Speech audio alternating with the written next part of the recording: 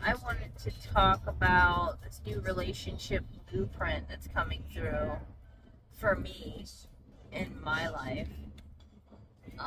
Completely new blueprints for every relationship. My view on what love is, a new template for unconditional love. Um, no more lust, no more lustful, lower vibrational, lower dimensional energies when it comes to relationships, and especially sexual relationships. And as for the partnerships, me and my partner, codependency behaviors are being seen, transmuted, and we're standing in our power together, but as two sovereign beings with one another, and completing the divine union. Even though she and I are both females, we're completing a divine union of the masculine and feminine because of the masculine and feminine that exist within the body. It's a little bit more complicated when it comes to this with the female and a female because of but it needed to be like this in order for me to be able to do what I need to do. I needed her balanced masculine feminine, which she has more masculine energy than I do. Believe it or not, I'm more of the divine feminine, but we're both very balanced, and it's crazy because we both have very, very similar charts, astrological charts, but they're in different areas. Like my rising sign is Gemini, her sun sign is Gemini, so it balances out like that. So back to the templates. So the relationship templates are changing. We are stepping into a new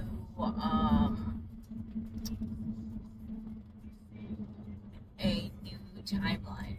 This is a new, so what is no longer serving us is going to leave on its own.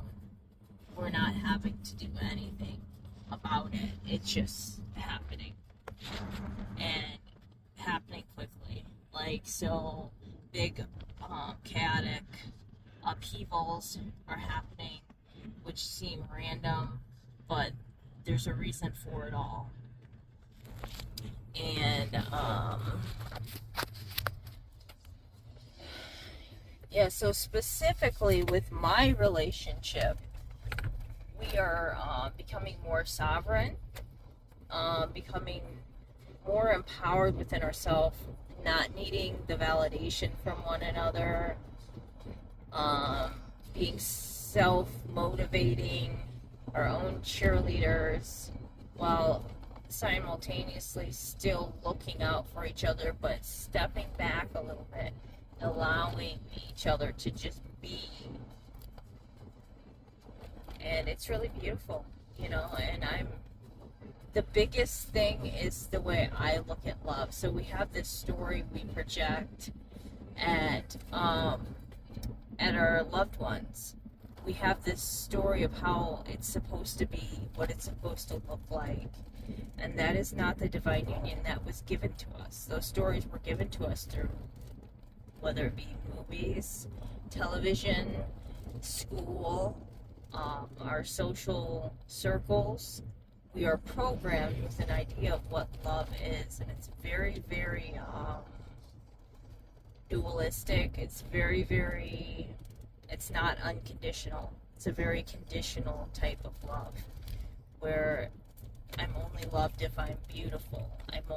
And this is what beauty is, and I'm not good enough unless I'm loved in this way. And so mine personally has to do with beauty, like me not feeling beautiful enough, not feeling good enough, and a lot of that built the persona that I am today. The ego of Gabby was built, this masculine ego was created for protection, to protect this very soft and sensitive part of me, because my heart is so open, is so big. I was born with such an open heart, and I've always had skin issues.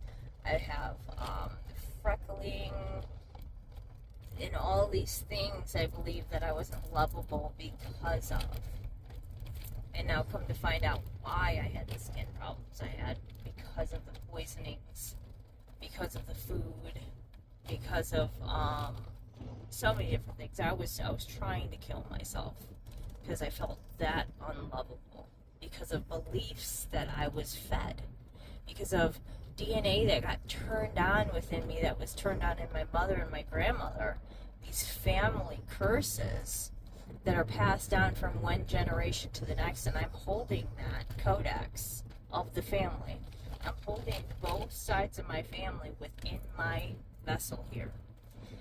And I'm learning to be more authentic to me, who I really am, not Gabby the ego, but me at a soul essence, embodying that and being more of that, while integrating the ego, Gabby, while integrating that part of me, letting go and mourning this old part of me who felt like I needed to be a certain way to be loved, felt like that I needed to over-masculate myself to be loved by another female, or to be accepted by males and not be raped maybe, or hurt, because I would be perceived as weak because of the programs I was taught, the programs that were given to me at a very, very young age. And me knowing I'm attracted to other females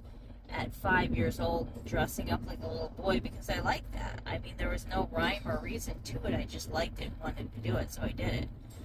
And then when Ellen DeGeneres came out, that program, it's like, I remember it like it was yesterday. I saw it on the television, and the program entered me of what gay and lesbian is what love is. Because back then it was not sexual, it was just me expressing myself, and not in transgender, not in that way, but as a 5-year-old kid, just liking the hat that I was wearing, liking the clothes, and wanting to play baseball and play in the dirt. It's just me being me. And once I was given this label of what it is and what it means, it activated something really dark within me, a program that I've had removed, energetically removed from myself. It was in the shape of a phallic symbol within my energetic field that I had a shaman removed from my field. And it was an inversion. And this is how complicated this stuff gets, and how hijacked it's become with the whole transgender movement, which is the introduction to transhumanism. Because if you take that lesson away from these people, they get trapped and their soul is being harvested. Like, if you take their lessons and they cannot ascend, this is messing with the spiritual evolution of people. So these soul blueprints, these timelines shifting the way they are, and the relationship blueprints changing, is creating ripples into other areas of life. It's time for us to step into our full power. It's time for us to be in our higher selves, embodied in our body.